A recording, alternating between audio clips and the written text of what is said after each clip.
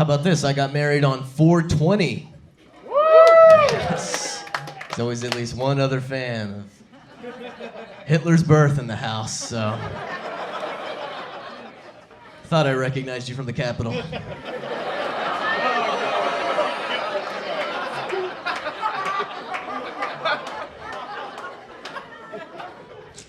Some of the jokes will require prerequisites tonight, so.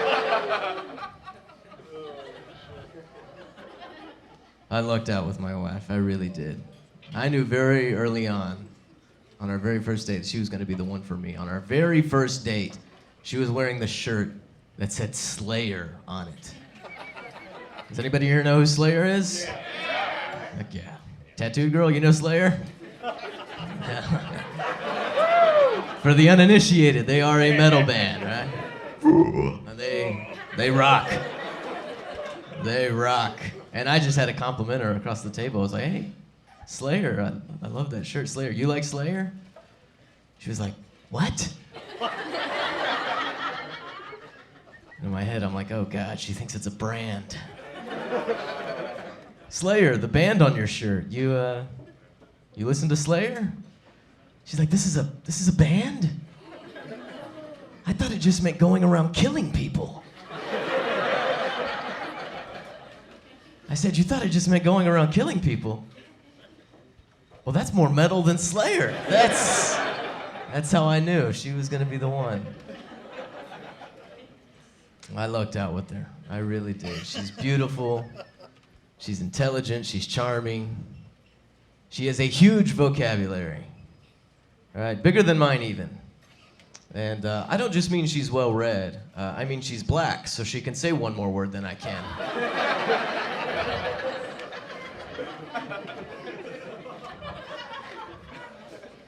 Publicly.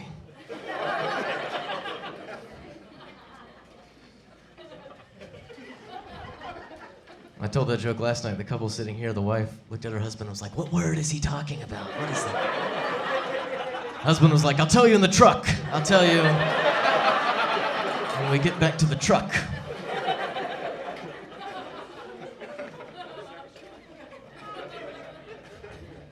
I did. I married a black woman, so I guess the old adage is true. You know, once you go black, well, if you go back, you're still gonna have to give her half your shit, so you might as well stay. Makes the most physical sense to stay.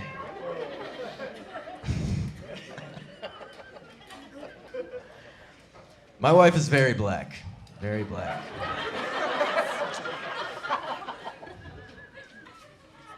Comes from a very black household.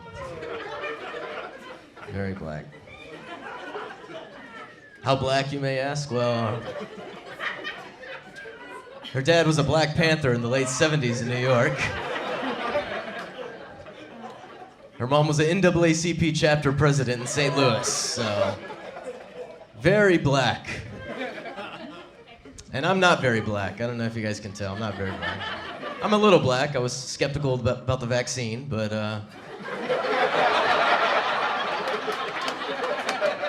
so I'm a little black.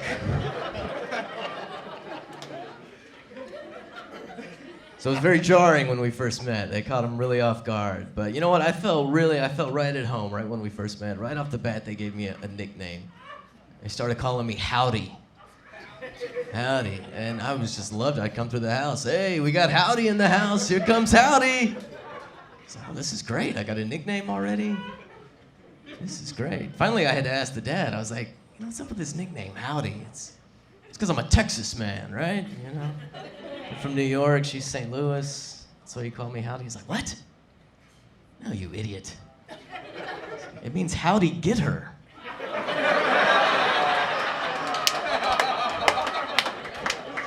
Nobody understands why she chose you.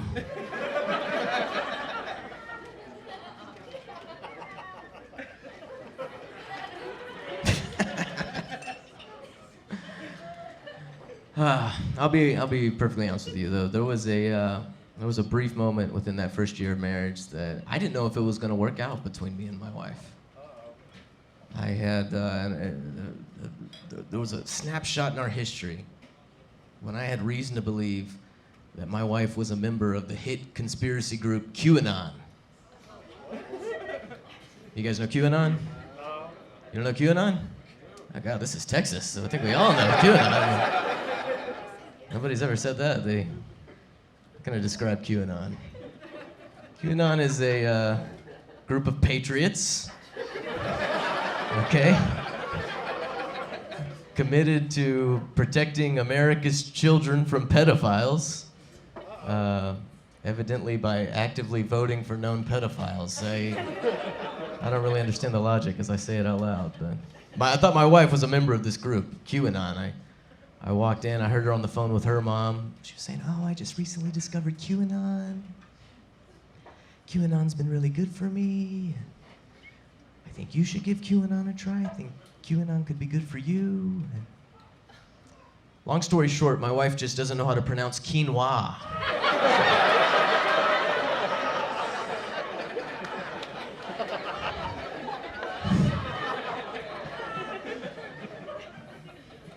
Well, she lacks in pronunciation. She makes up for it in vocabulary, though, I'll tell you.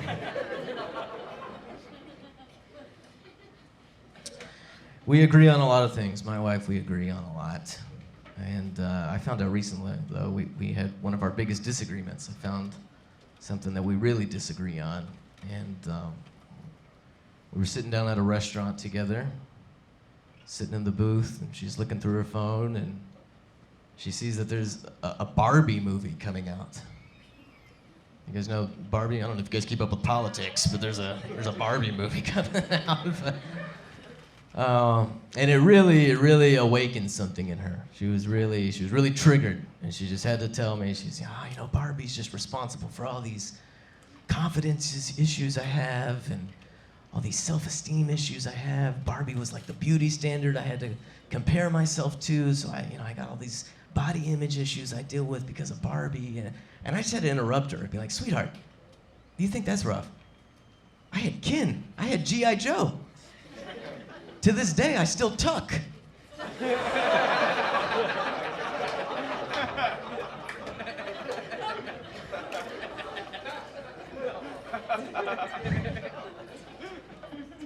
I caught a lot of people off guard when I told them I was getting married. Mostly because it looks like I skateboarded here, but I'm the kind of person that dresses for the job I want, okay? For me, I knew I was always going to get married because I hate using condoms.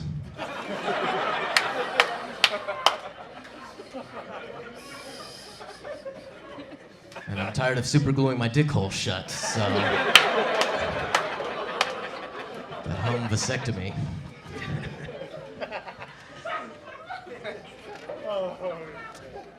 That's a joke, all right? That's a joke, people. I always wear condoms. Because I'm a hypochondriac, so I always wear condoms. Even right now on stage, you guys can't see. I'm wearing a condom. We actually had to reintroduce condoms back into our sex life recently.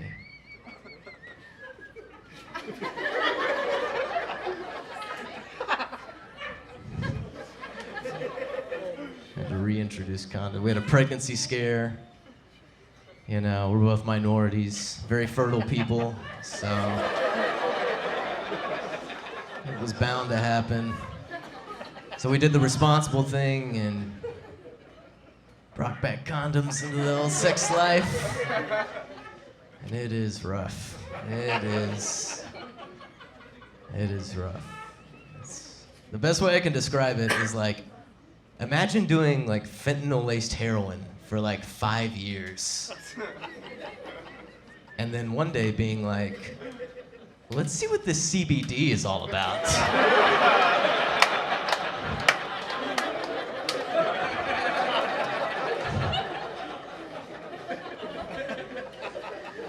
I feel nothing and I want my money back.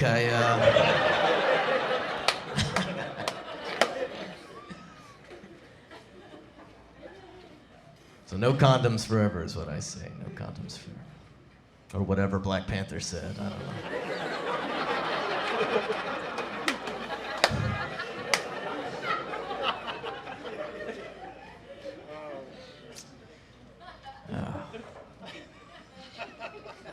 We're probably gonna have kids though. Probably gonna have kids. Twins run in our family. Her mom is a twin. Both of my grandmas are twins. And I'm actually rooting for twins though. Because I'd like to raise one Christian, raise one Muslim. What if I just ended the joke right there?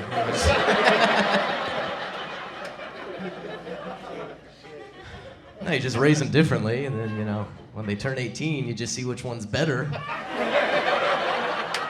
Kind of end this argument once and for all, so I would do that. For you guys, I would do that. For world peace. It's a scientific way to figure out who's right, using empirical evidence and data. If you don't like that joke, you're probably not a big fan of the scientific method or empirical evidence or data in the first place. So it adds up. I got a text from my ex recently saying that I was the coolest Indian she's ever been with.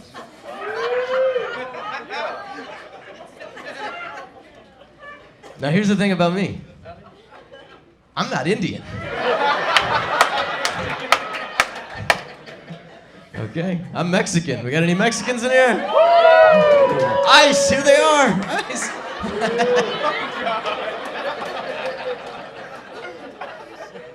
No, I'm Mexican too. Part of that third generation Operation Assimilation Complete type Mexican, but I am Mexican.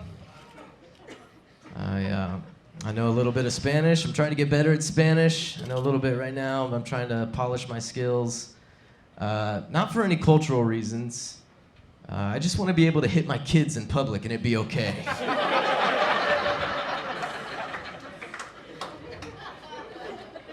You know what I'm talking about. Come on. You see Skylar getting disciplined at the grocery store. You're like, oh my God, that's not okay. Anybody see this? Call CPS. You see Carlos getting disciplined in Spanish. You're like, well, that's their culture. That's how they do things.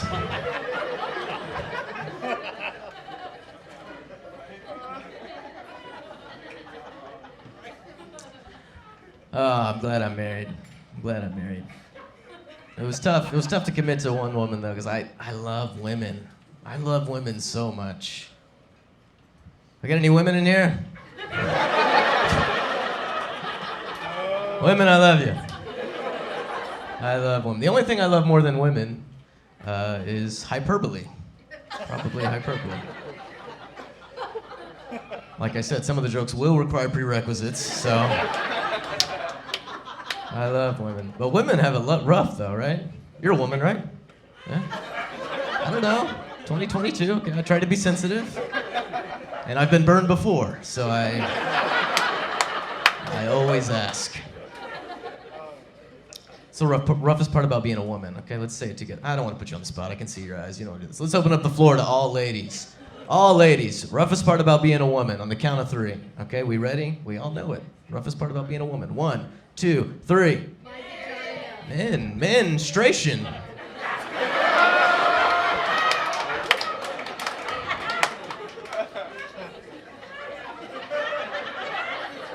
They always get the first syllable. It's the strangest thing.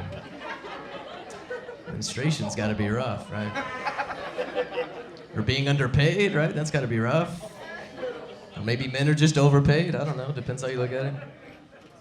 Feeling like men are constantly undressing you with their eyes.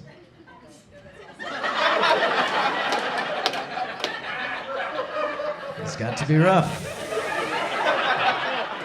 It's got to be rough. I guess ultimately the roughest part about being a woman is having a man explain to you what the roughest part about being a woman is when it's all said and done. But see, I know firsthand women have it rough. I hit the town recently dressed as a woman. Did a little reconnaissance work, you know, try to build up some empathy. I went incognito. I went all out too. I'm talking lipstick, blush, eyeliner, mascara, hosiery, fishnet stockings, high heels. And I discovered two reasons why women have it rough. Number one, stilettos are like a torture device, right? And number 2, women get called queer a lot.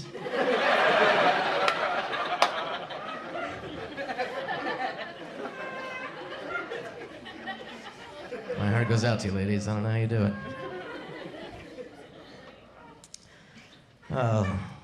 Some other silver linings of the pandemic. I was trying to find outdoor activities to do over the last couple of years. I had a cousin who reached out to me and was like, come golfing with me. I gave golf a try for the first time. And I thought I would love golf. Turns out I hate golf. But I do love getting drunk and looking for things.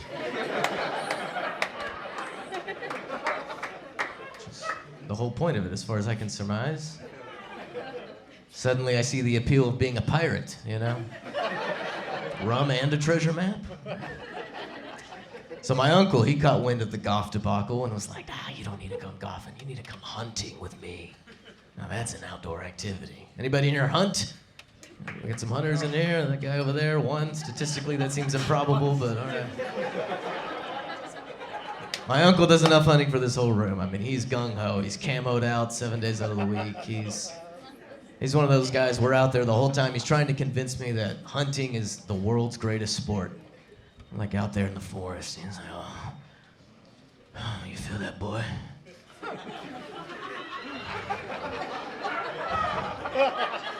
feel that in your bones? That's hunting right there. It's the world's greatest sport. Like, Uncle, the other team doesn't know they're playing,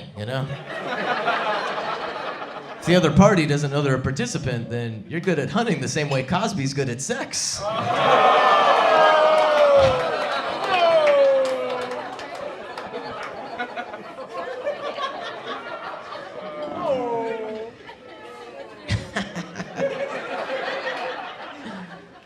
Oh.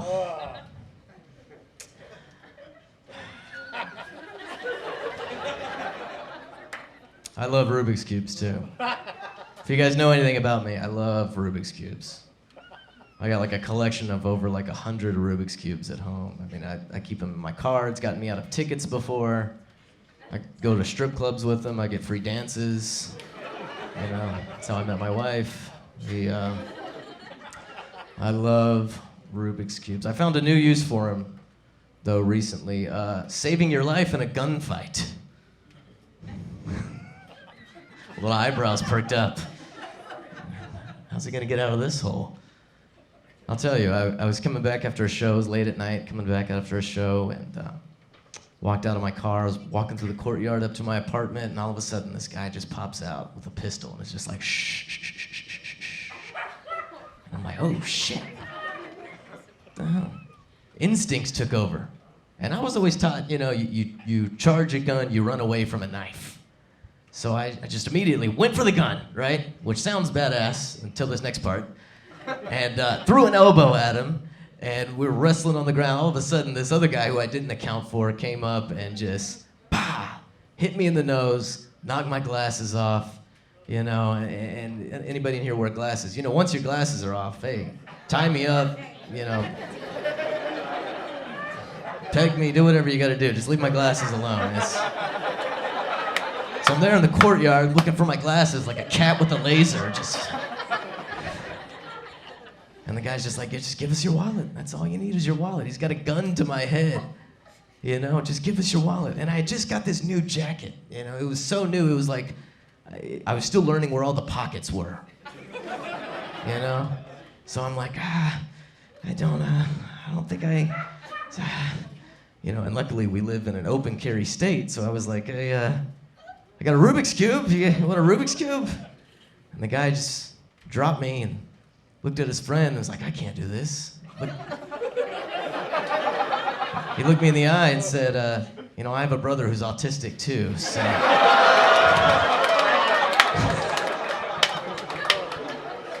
Brought a cube to a gunfight, people. Come and take it.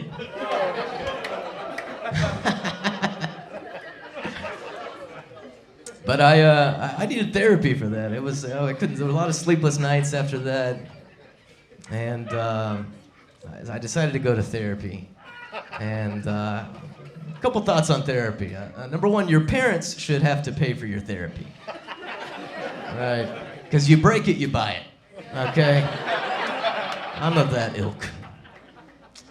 Second thing on therapy, I guess it's a pretty common question. My therapist asked if there was a history of mental illness that runs in my family. I had to think about it for a second. I said, well, I have an uncle who's convinced that every year is going to be the Cowboys' year, but other than that...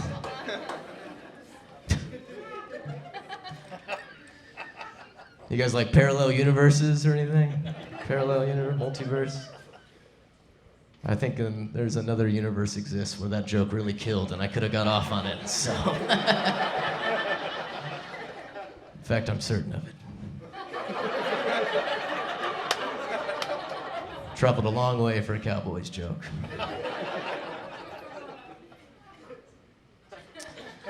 Well, because comedy's going so well, I have a day job.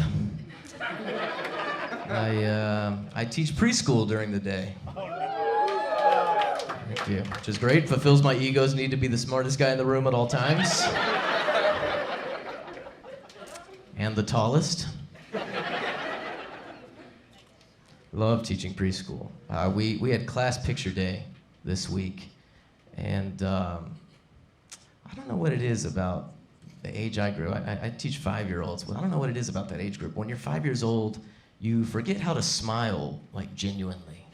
You know, like when you're a baby, it's very innocent, very pure, you know, you can't fake it. And then as you get older, you know, you learn how to fake it again. But there's that sweet spot, 5 years old, 4 years old, that whenever somebody tells you to smile, they're just like...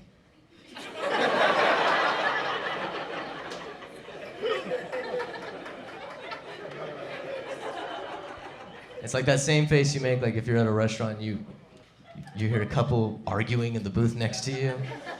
You know, you sit down, all of a sudden you hear, "Bitch, you think that's rough? I had Kindle, I had G.I. Joe."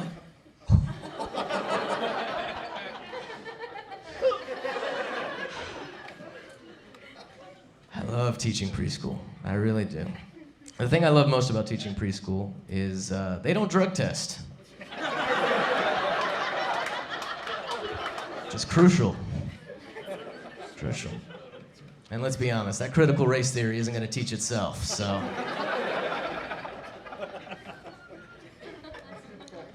I love teaching preschool. The thing I hate most about teaching preschool is the parents. Oh my God, we got any parents in the house tonight? I think I can speak on behalf of all teachers when I say, fuck you. Parents are the worst. Parents.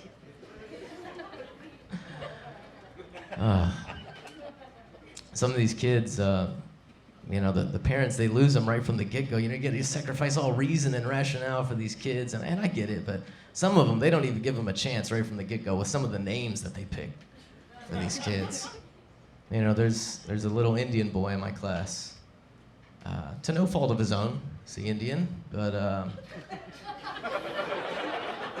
his name is Hardhik. Oh, no. Hardik. And yeah, I have had parents come up to me and be like, "Hey, my child said they were playing with Hardik yesterday. Can you explain that?" It's their culture. I don't know what to tell you. I tried to negotiate with the mom and say, "Hey, you think we can give him a nickname and call him Hardy or something?" She's like, "No, you will call him Hardik. It is a family name. You will refer to him as Hardik." And I realized that accent might seem offensive, but keep in mind, my ex did think I was Indian, so if I can't say that, who can? We got another little boy in my class. Last name Reed, first name Riley. That's my demo right there. For those who don't know, or who are on a date and pretending you don't know, Riley Reed is a deservingly successful adult film starlet. And it puts me in a weird position. I just got the Riley Reed signature model fleshlight.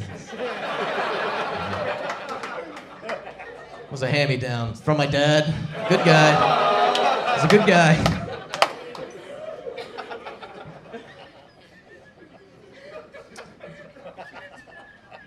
Incidentally, Riley Reid plays very good with hard dick. There you go. They are a match made in heaven. Well, I gotta get out of here soon. I got some popsicles in my car. I'll leave you guys with this. The biggest silver lining for me, the best silver lining for me personally, out of the whole pandemic, has been gone are the days of having to go to escape rooms with my in-laws. Holy Helen Hunt. I felt like every weekend we were getting dragged to an escape room, and it was really starting to take its toll on me. It was. You guys know what escape rooms are, right? Yeah. You're like trapped in this room for so long, you gotta try to figure out a way out. Yeah. There's a great one here in town, Lakewood Church.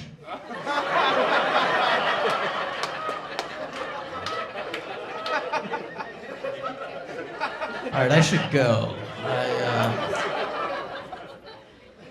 I'm not just trying to be sentimental or anything, but out of all the audiences I played to, easily, you guys have been the most recent. So give yourselves a hand. Thanks for coming out. Bye, AMC. Mark Cuban, 2024. Thanks for listening.